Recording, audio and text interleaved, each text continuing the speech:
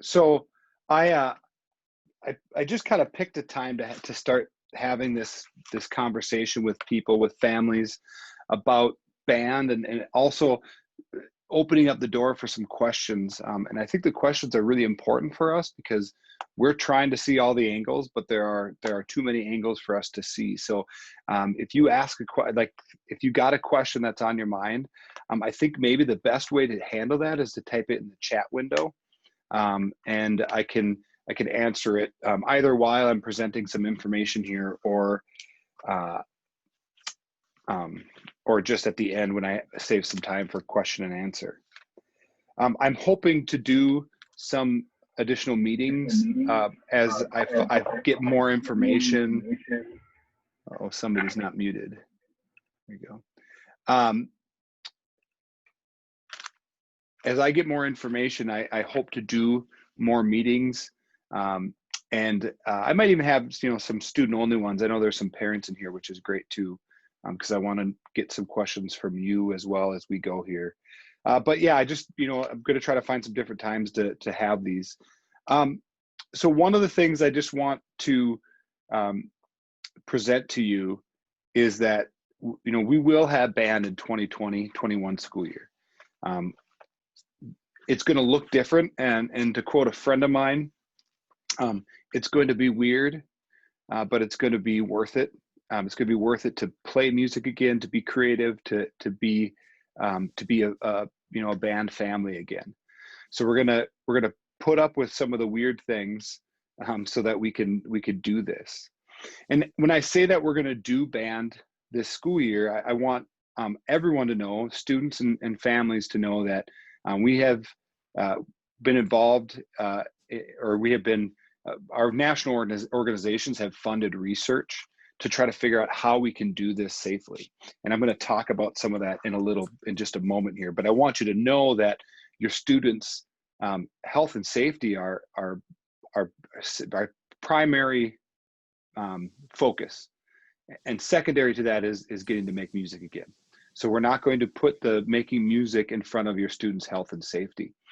We also feel like part of that health and safety is their mental health and their well-being, and we don't, being musicians ourselves, we don't know many better ways for students to have distraction and catharsis than being able to do music. And we really value what we can be to your students during this time. So we're going to have band, but it won't look like this. I had to search for that image, and it actually sadly wasn't that hard to find. So that's awesome. It's not going to look like this, but excuse me, it is going to resemble this, and we'll talk about why in just a little bit. So it's different, but it's not so foreign that it's scary. And yeah, so all right, so essentially I'm not going to dive deep into this research because I don't think that most people are interested to know the what's and whys of why, of exactly why this is going to work. If you do want to know, feel free to ask the question, and again, typing questions into chat would be a great way to do this. But I want to tell you again that our national organization have funded research that's happening at the University of Colorado and the University of Maryland. Additionally, Johns Hopkins University, along with their affiliate Peabody Conservatory, are putting out a lot of information as well. Obviously, the first protocol that we want everyone to have in place is hygiene. Are you washing your hands? Are you taking care of that? Do you know how to properly take care of your mask? Although it won't be, it sounds like there's not going to be a requirement of social distancing in classrooms. I'm not going to speak to that because that's not totally my specialty, right? But it sounds like there's not going to be any state mandate on social distancing in classrooms, or at least it's different than the 6-foot social distancing that we have become accustomed to. In order to play instruments, we need that 6-foot social distancing in the room. And that's one of our biggest barriers. To be honest, the hybrid model for 712 is going to enable that, because we'll only be seeing about half of a class at a time. And in both the middle school and high school band rooms, we can handle that. We are still working out how 6th grade band is going to look, if anybody's interested. And we are still trying to decide what's best for our beginners. And because we don't know the answer to that, our beginners are going to be waiting until probably second semester to start. So we got a social distance. I've already set out chairs in the band room.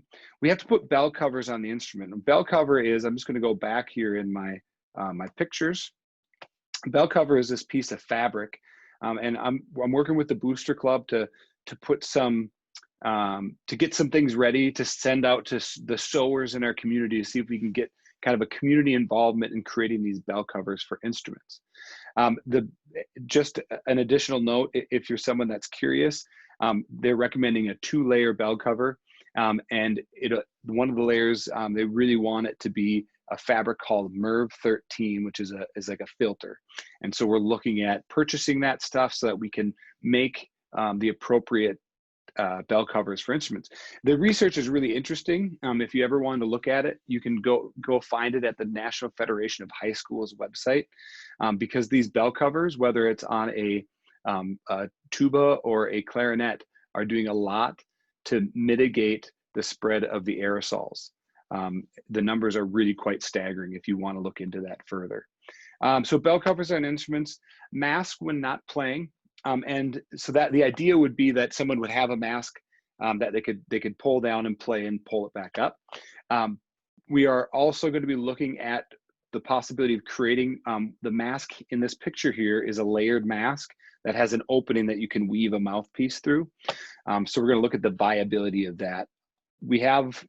When we have our beginner program up and running, we have over 400 kids in the band program. Creating 400 such masks is a little bit big to start the year off. So will likely be, if we're going to pursue a mask that students play in, it'll likely be a surgical mask with a cut in it so that they can get the mouthpiece in. They should not be using that mask for the rest of the day because it's compromised, but they would use it during band. And then the other thing is, I got a little smiley face here because I've mentioned this a few times and I get a really quizzical looks, is that we are going to be using puppy pee pads or something like it to collect condensation from the brass instruments. So like a trumpet or trombone needs to empty their, what we call spit valve. It goes in the puppy pee pad, and then we dispose of those at the end of rehearsal. So that's kind of the protocols that are following the research that are coming out of those universities.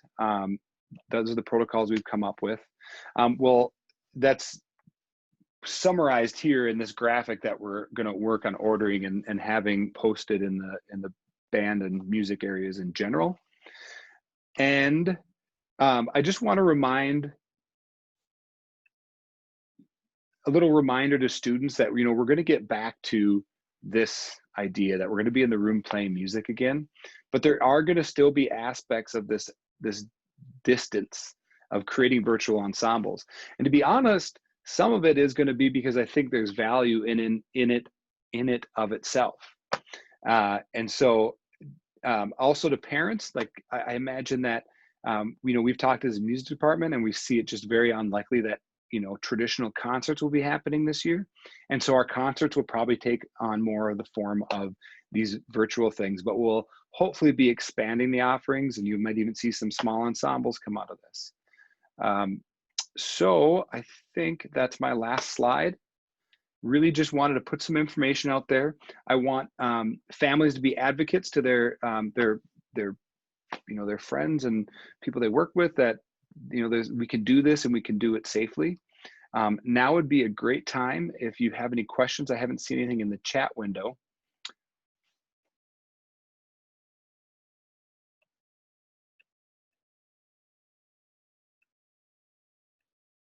Wow, am I that good of a presenter that you have all the information you need?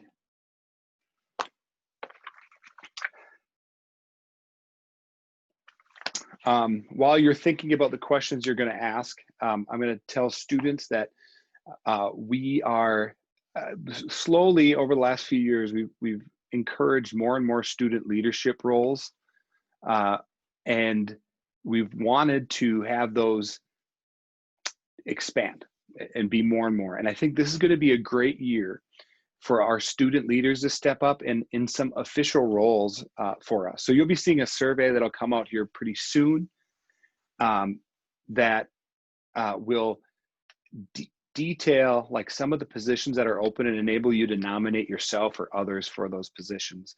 One thing that I think will be really important is to have students that feel like for students to have representatives in their group that feel like can advocate for them. So a representative from the freshman class that can bring, maybe it's almost like a student council in a way, that can bring issues up. Because we do feel like we have open doors with our students, but sometimes those things are needed. I want to get students that are really interested in social media and marketing to help us out. So going to be some student-led positions. I see Jennifer's threw some questions out there. Very good questions. Thank you, Jennifer. Jazz groups, our morning groups will start up a little slower than typical, so that we can get our feet under us with the rest of the year. Jazz groups, once we can figure out a schedule that works with the hybrid, jazz groups are going to be one of the things that we could do that's actually as close to normal as normal, I guess, because the numbers in a traditional jazz group will enable social distancing in the room. The timing of things, though, with students being on an A and B schedule, we're not sure how to do those just yet. Pep band, we're hoping to start pep band in some way, shape, or form down the road. We need to kind of see how the school day works, what the student schedules look like, so that we know how we could possibly rehearse pep band. And because, if anybody doesn't know, we've typically done pep band on Wednesday mornings before school. Pep band's also a fairly large group with upwards to 100, 120 students in it. So we obviously could not do that, at least indoors, right now. So some of these groups we're just going to put on the back burner. Honors band is one that I think is really being put on the back burner until next semester. There's a possibility this semester, again, depending on some things, but thank you, Jennifer, for asking that. All right, well, I would encourage you to reach out to us if you have questions, because like I said, there's definitely angles that we have not thought about and issues that might come up. We are very excited that we're going to get kids in the room. I've not gone this long of a stretch without working with students. It feels weird. And okay, they're good. How is the school deciding who is on the A schedule and the B schedule? Not an expert in that, but my understanding is that they're going to do it by alphabet and address, so that they can keep like family groups on the same schedule. So you don't have one person in your family on an A and one person on a B. And I don't know when that information is coming out. We actually have a meeting tomorrow. I imagine I'll hear some more information on things. So for anybody that is doing like 100% distance learning, I don't know if it's anybody in here, but Mr. McGowan is going to be spearheading that. And we're going to be able to make that portion of things better as well, because we now know what works, what doesn't work.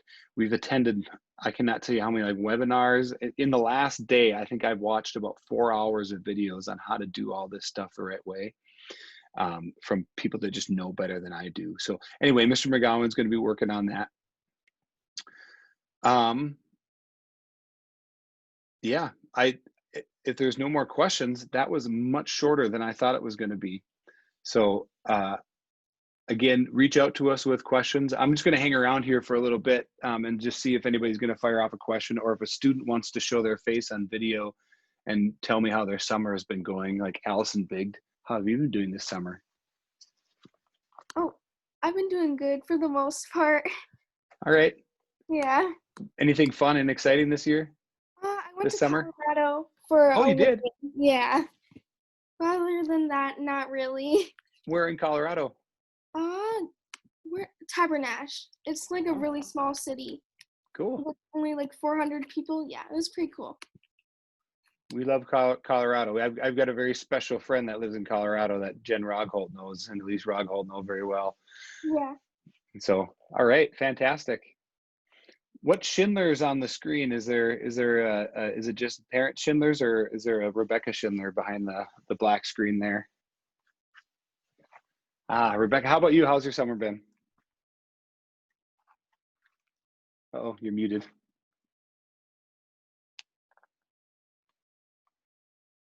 You're still muted. There Sorry. you are. That's fine. I haven't been doing that much. Just like swimming and running. Yeah. Oh yeah. Is Chloe gonna? Are her classes all online, or is she gonna be going? Yes, I think all of them, but unless she does band. Sure. And so she'll still be going down to campus then? Yeah. Because I know I talked to somebody that's all online. They might just stay in Fergus and do college from Fergus. So excellent. Ben Tollerson, buddy, what about you? How's your summer? I bet you've been doing fishing this summer. Aren't you a fisherman? Yeah. Yeah. Thank you for that just long, elaborate answer. Yep. What do you? Yeah, you can turn your mic off right away too. You just don't want to talk. That's fine. All right. Well, I'm like I said, I'm so excited to see students again. This is going to be. We're going to do great things this year. It's just going to be different, and there's going to be some of the same too. So you know, I'm just excited to get you guys in the room. I would encourage you to take those horns out and start playing, so that you're not totally a ball of rust by the time you come to see us.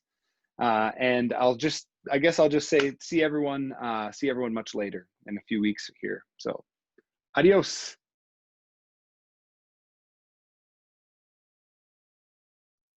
Bye. Bye.